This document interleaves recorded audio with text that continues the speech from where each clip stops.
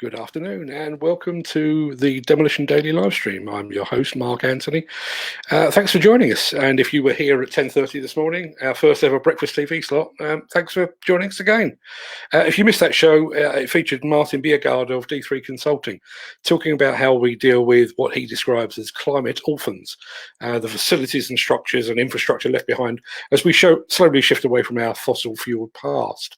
If you missed that, you can find it over on our YouTube channel. Just search for Tackling the Climate Orphans. Before we get onto the show proper as well, I just wanted to give a quick shout out to a few people that I've been speaking to this morning, both here and on Facebook and over on Instagram as well. So hi to Dave, Karen, Matt, Neil and Sean, and also a big hello to my new friend Lauren Sanchez, a Pueblo Indian demolition man from New Mexico. I don't think I've ever actually met a Pueblo Indian before, so that's a first for me. It's great to have you all here or on YouTube, LinkedIn or Instagram. Now, if you're in the UK like me, you were probably watching the TV at 7 o'clock last night as Prime Minister Boris Johnson set out his plans for a slow and measured easing of the quarantine restrictions that have had this country in lockdown for more than 7 weeks now.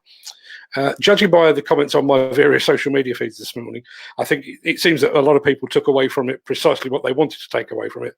So on my Twitter feed, I've seen Boris Johnson described variously as the right man for the job or as a court jester and not a king. Similarly, I think, depending upon your viewpoint, he's singling out of the construction industry has been read in two very, very different ways. I think there are those that have seen it as the Prime Minister just reiterating previous comments that mark construction as key workers that could continue to work so long as they could do so while abiding by social distancing rules. And there are those of us that believe that the government intends to use around 2 million construction and demolition workers as guinea pigs, canaries sent into the COVID-19 mines to make sure the coast is clear.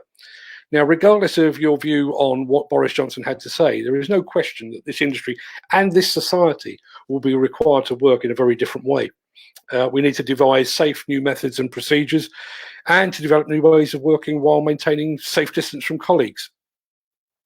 And yet, even while Boris Johnson was urging us all to stay alert, there are concerns here in the UK and further afield that we're already displaying signs of social distancing fatigue. And there's a creeping complacency surrounding the COVID-19 threat. Now, here to discuss this is Jacqueline O'Donovan of O'Donovan Waste Disposal. As MD of O'Donovan Waste Disposal, Jacqueline is one of the the waste and construction industry's most passionate pioneers of employee training, industry best practice and road safety. Under her stewardship, the award-winning family-run business has gone from strength to strength, with 185 employees and 100 lorries active in London. She's received numerous accolades for her work and holds a number of respected fellowships and affiliations with professional organisations and bodies. And she's scheduled to complete her master's degree in demolition management later this year, having become one of the first to sit the course. So let's start by saying good afternoon, Jacqui, and thanks for joining us. Hi, thanks for having me. No problem at all. Now, I will get to the proper questions in a second, but how are things going with your master's degree? I take it you've had lots of time over the lockdown to catch up on your studies, have you? Unfortunately not, no. The lockdown period has been a very, very busy period for me, so probably got more behind than ahead. Now, I assume that you were one of the many that were watching Boris Johnson last night. What did you take away from his speech? I think the government are between a rock and a hard place. I do think that they could have been more clarity in what he was trying to say. I think the stay alert message is being misinterpreted because people aren't associating it with COVID-19. So I think that is causing quite a lot of confusion. But for me, I took away what he was saying. We have to be sensible. We can go about our business if we're in construction. We can go about sunbathing, exercising, if we do it in moderation and we're sensible. And probably sensible is probably the word. Now, good sense is a good lead into the next question, I guess. You recently issued a press release entitled COVID-19 a New Threat, in which you suggested there was a danger that government warnings were just becoming white noise. Can you expand on that? Yeah, I think people are getting very complacent. I think from when I recall lockdown first, and we have been in the office during the whole period of lockdown, only 4 of us out of 35. And, you know, when you get a visitor, it could be a delivery man, it could be anything. And when you told them 8 weeks ago, we're practicing social distancing, could you put it down there? They were quite happy to adhere by it and went about their business. Now they frown, they curse, they make comments. People don't want to social distance. When I tell the people that are coming in and out, I can see the footfall getting more and more each day. They just don't want to apply social distancing. When I say it to them now, it's like as if I'm insulting them. They're taking it as an insult as opposed to a bit of guidance. What I find really strange, and you know, I don't venture out too much because, well, I don't venture out very much normally, to be perfectly honest. But when on the rare occasions I've been to like the supermarket, you know, I'll stand in a queue and it's very controlled and we're all 2 meters apart. But once everyone gets into the shop, it's like all bets are off. It's almost like Sainsbury's is this COVID-free zone. Outside is a danger, but once you're in Sainsbury's, you can come and go as you please. It just seems crazy to me that the message just hasn't got through to a lot of people, has it? No, it hasn't. And I think, I don't know if it's the message has got through or whether they're tired of the message, I'm not sure. But likewise, I'm not a shopper and I'm the designated shopper for the family. And, you know, only on Friday I went to one of the large supermarkets and the security guard put me in a queue, which was a queue for another shop. Then he pulled me back out of the queue and said, no, you're in the wrong queue. And there was 5 people that had got in front of me. And I said to him, you know, don't you think the situation's bad enough without you making mistakes? So the mere fact that that man didn't even know what queue I was supposed to be in. And like you say, the minute you actually get in the door, it's a free-for-all. It's actually quite scary. I mean, families out shopping, like, why would you want to put your kid at risk? You know, and it's not that they had no one to leave it at home with, because it's parents with kids. It's not one parent and a child. It's the mum, the dad, with the children. It's frightening, absolutely frightening. Well, I must admit, even before this coronavirus pandemic, one of my concerns was that health and safety regulation has become so all-encompassing that it's almost removed any form of personal responsibility. You know, and I'm thinking of a work point of view here specifically. You know, people turn up and expect to be given a hard hat and expect to be given a high-vis jacket and safety boots and goggles and gloves, and that their work will be very controlled by somebody else. It's almost a case of, well, I've washed my hat. I can't believe that the pun I'm about to make, that they're washing their hands of the whole responsibility. And I think that's now echoed in public life as well. You know, the government are taking care of this, so I can come and go as I please, go for a picnic in the park with my friends, or go to the supermarket with the entire family. It's just crazy. It is. It's totally ludicrous. I mean, I think health and safety has gone way above and beyond what it needed to. I think the common sense element has been taken out of it. But for instance, you know, I saw a social media post the weekend about the latex gloves. So no more than yourself, you probably notice how many people are going into the shops with the latex gloves. And on this social media post, it was a nurse asking for people to read this article from a clinical person stating that please do not wear your latex gloves because all you're doing is transferring more germs. However, we've got a very large PLC building company that's already sent an email around saying that unless your driver's wearing latex gloves when he comes into site, he won't be allowed in on site. So again, you know, it's going to be COVID-19 lunacy now. We're going to have a stipulation that, no, you can't come in here unless you've got a mask that matches XYZ specification. And I do fear that it is going to get totally ridiculous, like our health and safety rules have got. As someone like yourself who is focused on safety, how do you overcome that? What do you do within O'Donovan Waste to overcome that, at least within your 4 walls, as it were? I share the knowledge. So I speak to the staff, I advise the staff. So being a NEBOSH qualified health and safety officer, I automatically see the danger or the hazard or the risk, and I explain to them why I'm telling them they shouldn't be doing what they should be doing. So I had the conversation this morning about the clinical report about the latex gloves, because the staff here are tending to use the latex gloves to do certain tasks. Because again, you know, how long the germ lasts on a piece of paper or on wood or on metal hasn't been that clear. So they think that when they've got the gloves on, they've got this sense of protection, but all they're doing is touching the nose and bang, you know, then they're not washing their hands. So where people were the first few weeks, everybody was complaining, oh, my hands are cracking from all the washing. No one's complaining of that now because people aren't washing their hands as much because they're getting complacent. Yeah, I think you're absolutely right.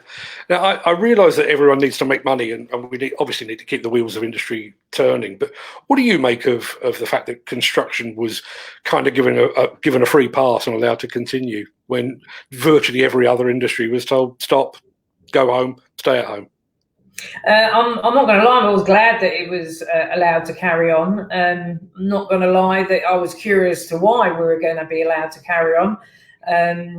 The numbers show that there's been more COVID-19 related illnesses and deaths than there have been in the medical side of things. So that's quite scary. Goes back to your let's send them down the tunnels with the canary comment.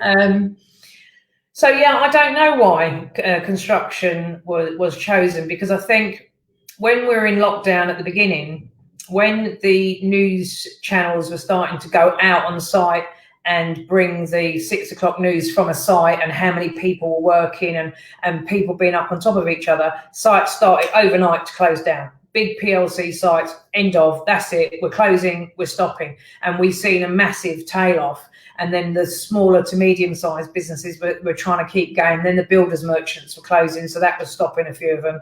But now since the Secretary of State issued that letter saying that all construction work should carry on, although I think the word emergency construction work was in that letter, people have started to ramp back up again. But I must say, I did think today was going to be a lot busier than we actually are. And don't get me wrong, we're a lot busier today than we were last week, but I just got the feeling that a lot of building companies were going to be back, set up with more welfare facilities on site, new rules. But yeah, slowly. But tomorrow again is busier again.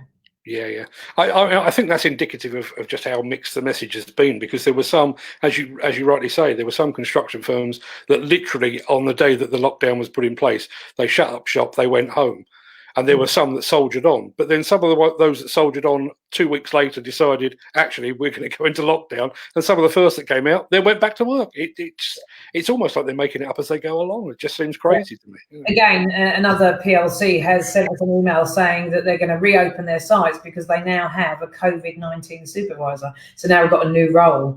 So we've completely invented this new role for somebody to be employed for. But it's quite strange, I think. Yeah, absolutely. So as a company, what are you doing to safeguard your workers and their families and those around them? I mean, even down to getting your men and women actually into work and they're back home again. So there was a small skeleton staff since lockdown. So there was only 4 of us in the office, and we had total areas where we'd have 8 people. So they're total zones, and they were barred from crossing into each other's zones or answering 2 ways or answering anybody else's telephone. Then we have a sanitised hour in the morning where I hand out sanitising towels, tell them to do their telephones, their mobiles. So we clear all them. That's after the cleaners have been in. So we've got a little bit of a routine going now. But now we're having to bring more people back because obviously things are getting busier and the paperwork and the backlog is just building and building. So we've stipulated staggered start times, staggered break times. You're not allowed to have cigarette breaks together. You're not allowed to congregate in the kitchen. And I've got to say that, you know, I'm probably not being greeted with open arms, but at the end of the day, it's my job to make sure that the staff are safe. If anybody feels unwell or needs a temperature taken, they have to come to me. I unfortunately got COVID-19 at the very early start. I believe I got it in America at the end of February. So I am probably one of the safest people to be taking people's temperature, hence the reason I'm the dedicated shopper. So yeah, social distancing, but more and more on the social distancing. You know, only on Thursday I said to one of the girls, you have to keep 2 meters away from your colleagues. And what you've got to understand is if you don't care, they might care. And I'm finding that people are a little bit hesitant to say, sorry, can you back off a bit? You're a bit close to me. And I'm being left to come out of my office to say, we're social distancing, stand 2 meters back. So I think the social distancing is going to be a massive struggle for us. But for the drivers, we've done contactless deliveries and have done when the virus came out first. So the driver does not have to leave his cab. And we're insisting they don't. And they've got little kits now that are the like surgical masks, latex gloves in the event that the client wants them or they feel more comfortable with them, sanitizer, and their cabs are being sanitized once a week with the big machine. So yeah, we're doing as much as we can. See, in some ways, hats off to all you've done, but in some ways, it kind of flies in the face of everything you stand for. I mean, you're the boss of a family-owned company, so you are sort of the matriarch and the motherly figure that's looking after everyone. But then, in a lot of ways, I mean, you said you can't take cigarette breaks together. That is part of that sort of family ethos. That at break times we all get together and have a chinwag, don't we? It really does turn that whole thing on its head. Yeah, I think socially this is going to have a massive impact on people, and I think even people coming back to work, when we're doing a risk assessment on people who we bring back and when we bring them back. So obviously if anybody's got a family member that's in danger or anything that slightly puts them out, we're tagging them as we're using a RAG score, red, amber and green, whether they have to take public transport, so that will be a flag. Whether they can get to work on their own. We're telling people they're not allowed to car share, that they shouldn't take people to work. But outside of that, the mental health of staff is, I can see it from sitting in my office and listening to the conversations, even the people that actually have been able to come to work each day. Okay, we've done reduced hours, but their mental health, their anxiety levels are through the roof. And somebody's anxiety level is through the roof today, and that other person across the room from it's tomorrow. And different days, different weeks are bringing different anxiety levels. So, I'm doing a phone round to a lot of the staff and just saying, hi, how are you? Is everything okay?